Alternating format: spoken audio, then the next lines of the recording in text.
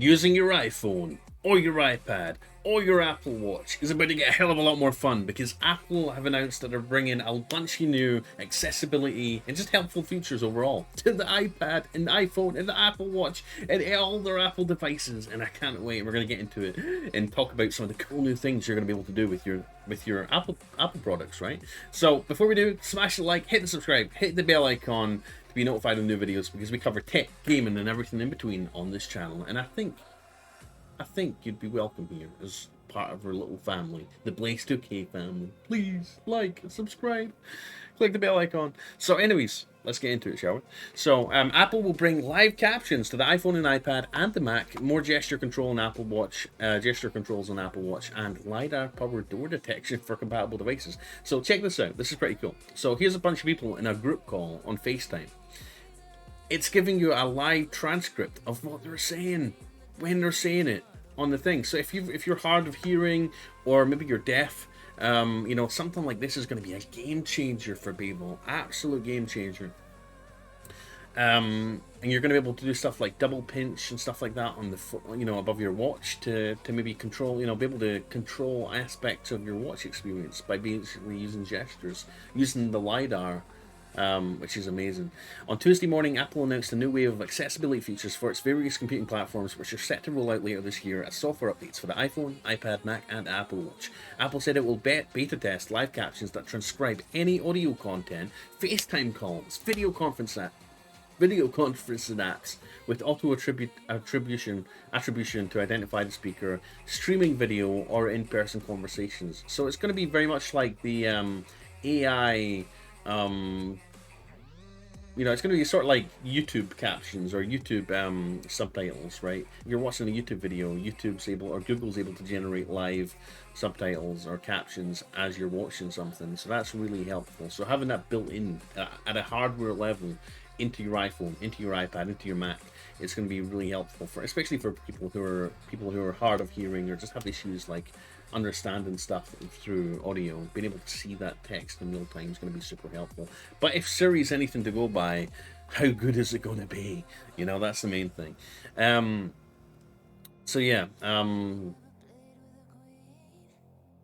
English, it's going to be in English at first by the looks of it. Google's push for live caption features began around the release of Android 10 and are now available in English in the Pixel 2 and later devices such as select other Android phones and in additional languages for the Pixel 6 and Pixel 6 Pro.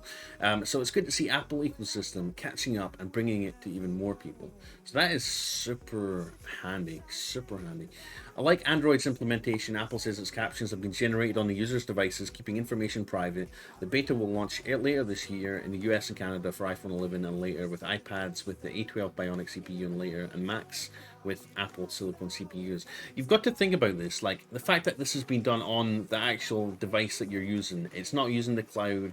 It's not using some sort of cloud computing system to like transcribe live. It's using your phone's CPU to do it. So that sort of begs the question: is how good is it going to be? How good is live transcriptions going to be if the phone's doing all the hard work? I mean, we all know what Siri's like, right? Half the time it doesn't understand you. So I'm a little bit worried about this, but at the same time, would you rather let me know in the comments, would you rather have a more accurate transcription service that uses the cloud, like cloud PCs and servers, to do a more accurate job of transcribing audio, but also risk potentially, having your privacy impacted? Because remember, your audio files are going to be getting uploaded to the cloud on some server somewhere that someone could potentially hack, just to get you that transcription. Do you prefer having it done on device, even if it means, getting less accurate results? Let me know down below. But back to the article. We've also got gestures now on, finger gestures, which is, look at this. She's using pinching on her hands to control the Apple Watch. How insane is that? That's crazy. Current assistive touch default gestures are to pinch to move forward and pinch twice to move backward. Apple Watch will expand the assistive touch gesture recognition controls it added last year with quick actions that recognize a double pinch to end a call, dismiss notifications, take a picture, pause play media, or start a workout. To learn more about what gesture controls already do and how they work, we explain more on how to use your Apple Watch hands-free right here. So this is stuff that's already built into the Apple Watch. You're able to use gestures like pinching to do certain things on the Apple Watch, but now they're going to be adding even more things you could do, which is always good.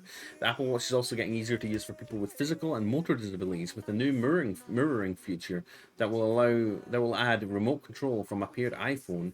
Apple Watch mirroring includes tech pulled away from AirPlay, making it easier to access unique features of the watch without relying specifically on your ability to tap on its tiny screen or what voice controls can enable. So that's pretty cool. We're also going to have sound recognition, so to where you can maybe talk to your iPhone and have it, do certain things through voice controls, which is really cool. Apple rolled out sound recognition with iOS 14 to pick up on specific sounds like a smoke alarm or water running, and alert users who may be deaf or hard of hearing to basically be notified that your phone's heard a certain noise, whether it be the fire alarm, whether it be something. This stuff could save lives when you think about it. Soon sound recognition will allow for tuning to allow customized recognition of sounds. As shown in the screenshot, it can listen for repeated alerts and learn to key on alerts that are specific to the user's environment, like an unusual doorbell alert or an appliance ding. So if you have a doorbell that makes a really weird noise, you can actually record it into your phone and have your phone basically alert you when and send it, maybe send a little notification to your watch and vibrating your wrist. If your phone or another Apple device hears that noise that you programmed it to. That is super helpful, super cool. New enhancements to its voiceover screen reader app, speak selection, and speak screen features will be added. Will add support for 20 new locales and languages.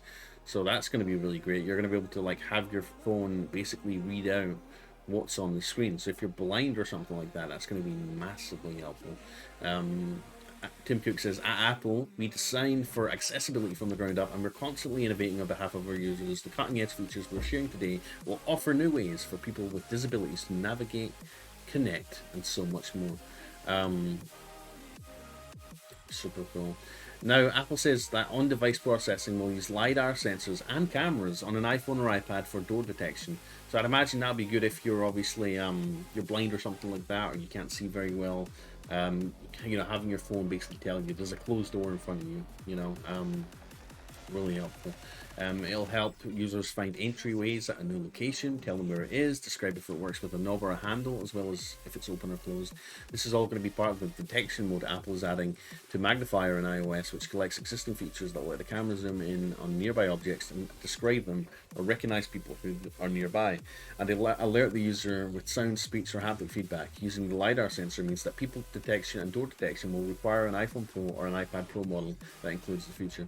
So that's really cool. Another feature is on the way is Buddy Controller, which combines two game controllers into one so that a friend can help someone play a game similar to the Copilot feature on Xbox. Finally, other tweaks include voice control, spelling mode, with letter-by-letter input controls to adjust how long Siri waits to respond to requests, in addition to visual tweaks for Apple Books that can bold text, change themes, or adjust the line, character, and the word spacing to make it more readable. That's something I wish they added to Apple Books a long time ago, so I'm glad that they're still showing some love to Apple Books, because I do tend to buy books more on the Amazon Kindle store or the app, on an iPad or whatever device I'm using, just because it's got that cross-platform ability to it. Like, I like being able to buy a book and be able to read it anywhere, whether it be my iPad, iPhone, Android phone, my computer if I want to. So I do tend to buy stuff from Amazon a little bit more, just because you get that cross-platform aspect to it. The announcements are part of Apple's recognition this week of Global Accessibility Awareness Day that happens on May 19th. It notes that Apple Store locations will offer live sessions to help people learn more and find out more about the existing features. And a new accessibility assistant shortcut will come to the Mac and Apple Watch this week to recommend specific features based on users' preferences. So yeah, let me know. Do you have a disability? Would these features help you in any way, shape, or form? Let me know in the comments, because I think this is awesome. I think making technology more accessible for everyone, not everyone's the same. Some people have issues, disabilities, some people can't use their hands properly, have nerve issues, damage in their spine, or just nerve damage, issues with their eyes. I know a few people that have issues with their eyes. You know who you are, if you're watching this, and hearing issues. So stuff like this, it just makes tech more easy to use and more user friendly, and I think it's a great thing. So yeah, anyways, like this video if you liked it, hit subscribe, click the bell icon. Do you have an iPhone? or do you use Android? Let me know down below. Have a good day. Bye. Blaze2K signing off.